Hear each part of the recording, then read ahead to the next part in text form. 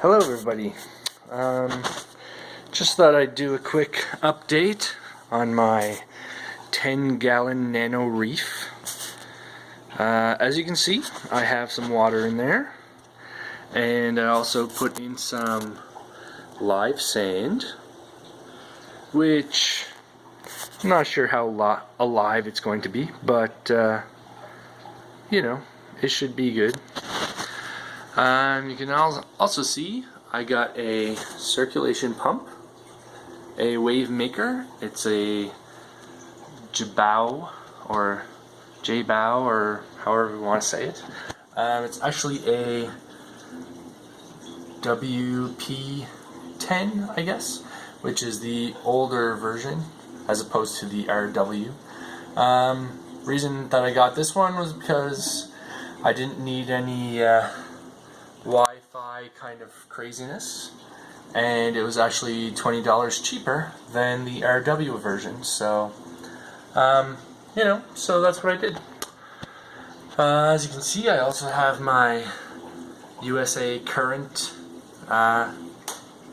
Pro ramp timer, or whatever it's called, there, and they're both stuck to a little piece of black ABS sheeting that I cut so that I could attach them both. And see here, I tried to attach to the wall and obviously put it way too high, so I'll have to cover that up. But anyways, ABS sheeting, I cut a piece, I glued them both onto it with a two-way tape.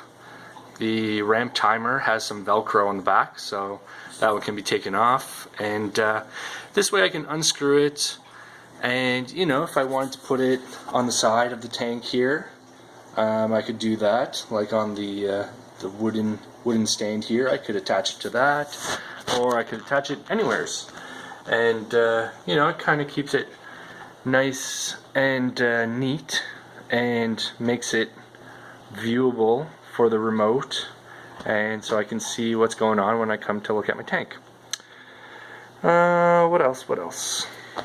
So currently, I do not have a ton of water. I'm not even sure if you can see that, but see here?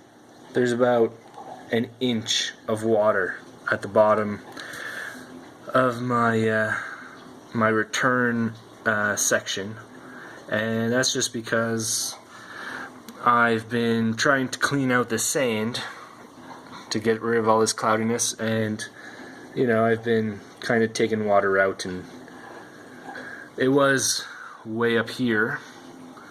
That's really hard to see, but this line right here is actually, you know, usually where the water is. I'll probably fill it up to about this height. The baffle is about this height, so you know, that'll give me a good amount so I can check to see if there's any evaporation or anything like that. Yeah, so I guess that's kind of it. As you can see, I have a glass top. I have not put the little handle on the glass top on the front or the back, because you know, it's pretty easy to grab. I also have this back piece that I created or made out of black ABS sheeting. As you can see, it's a nice little cover.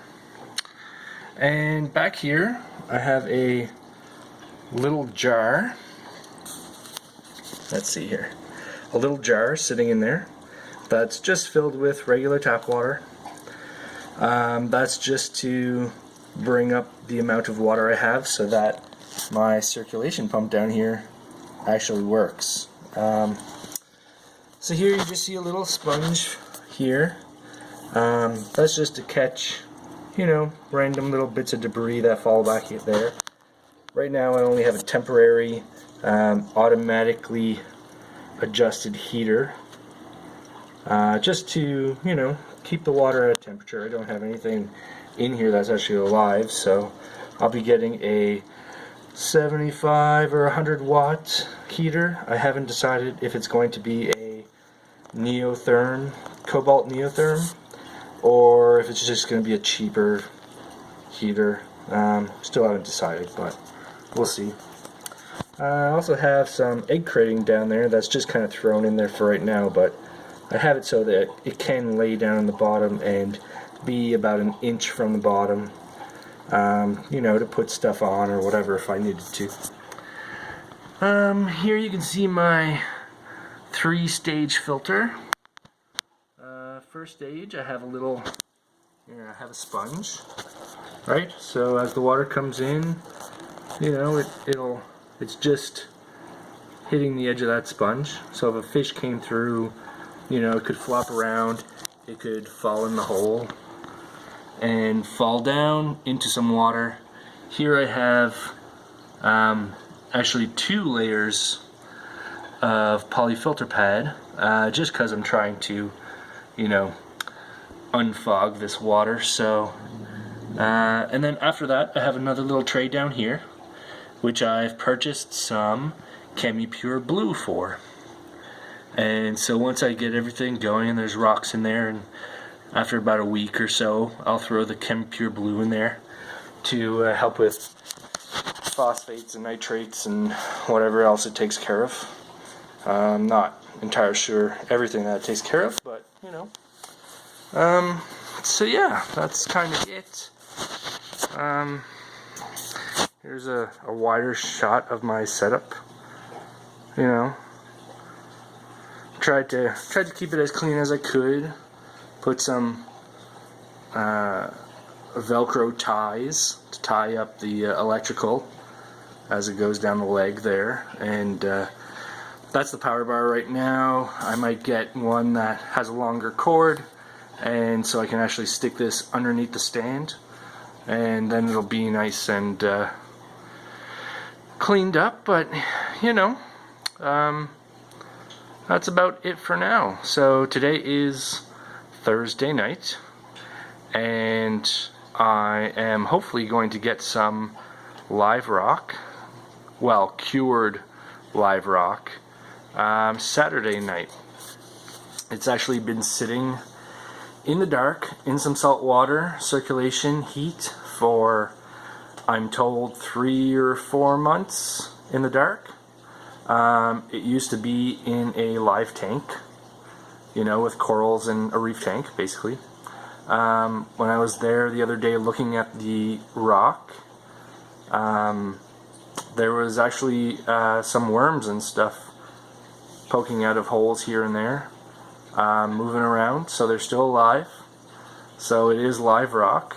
It has coralline algae growing on it. It looks great. But all the bad stuff should be dead and gone by now. And yeah, so I'm actually going to bring my tank over so I can place rock directly in the tank to make sure it all fits and all that. And maybe by doing that I'll be able to clear up some of this water as well. Maybe by then the water will be calmed down a bit. I can haul out the clean water. I can rinse off the sand. I can bring the tank over, check the rocks, bring it back, put the rocks in the tank, and put the clean water back in the tank. And with that water in the tank, my back return section should be full, or more than full. I should have to take some water out, actually. So anyways, this is getting quite long, but just wanted to do a quick overview of my setup so far, and you know, just show you guys how it's going, how it's looking. Yeah, and maybe next time I post this I'll have some rocks in there and we'll see some critters floating around, swimming around, little worms or something. We'll see how it goes. Okay, everybody have a good week and a good weekend coming up. Talk to you later.